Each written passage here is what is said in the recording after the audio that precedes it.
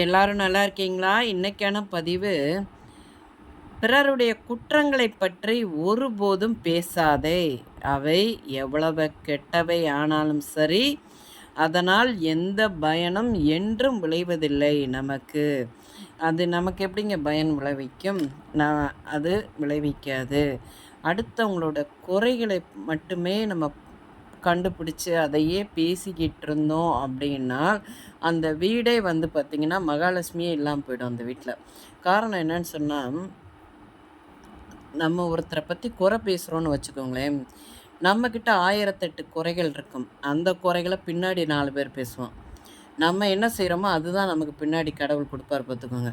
முடிந்த வரைக்கி நமக்கு தேவையில்லாத வாழ்க்கைக்கு தேவையில்லாதது, அடுத்தவங்கள குற்றங்களை கண்டுபிடிச்சு பேசுவது, அதனால வந்து நமக்கு ஒண்ணும் ஆகப்போறதில்ல. எனக்கு தெரிஞ்சு ஒரு குடும்பங்க, நான் கண்ணால பார்த்த குடும்பம்.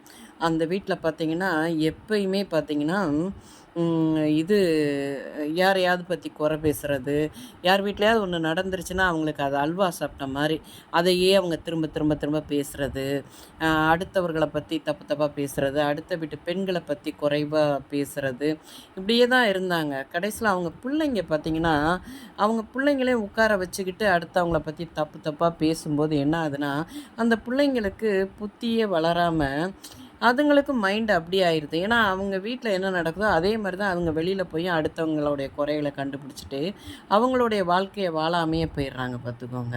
ஏன்னா, அவங்க மைண்டு ஃபுல்லா யார் என்ன குற்றம் பண்றா? அதில என்ன நம்ம கண்டுபிடிச்சு பேசலாம்? அடுத்தவங்கள எப்படி குறை பேசலாம்? ஏன்னா, அவங்க மைண்டு ஃபுல்லா அதிலேயே போய், அவங்க வாழ்க்கையில சாதனையே பண்ண முடியாமயே போயிருது. எதையுமே அவங்களால அ அ சமாளிக்கவே முடியாம அவங்க ஆயிடுறாங்க பார்த்துக்கோங்க. ஆனா, அப்படி இருக்கவே கூடாதுங்க. நம்ம அப்துல் கலாம் ஐயா வந்து ஒரு இதில சொல்லியிருக்காங்க, எப்போதும் நல்ல செயல்களை செய்ய மட்டுமே நம்மை பழக்கப்படுத்திக் கொள்ள வேண்டுமாம். ஏனென்றால், நல்ல பழக்கம் இயற்கையை விட 10 மடங்கு சக்தி பெற்றதாகும். நம்மளுடைய நல்ல பழக்கங்கள். நாமளும் நல்ல பழக்கங்களை உருவாக்கி நல்லதையே செய்யணும், நல்லதையே பேசணும். அதையே தான் நம்மளுடைய பிள்ளைங்களுக்கு நம்ம கற்றுக் கொடுக்கணும் பார்த்துக்கோங்க.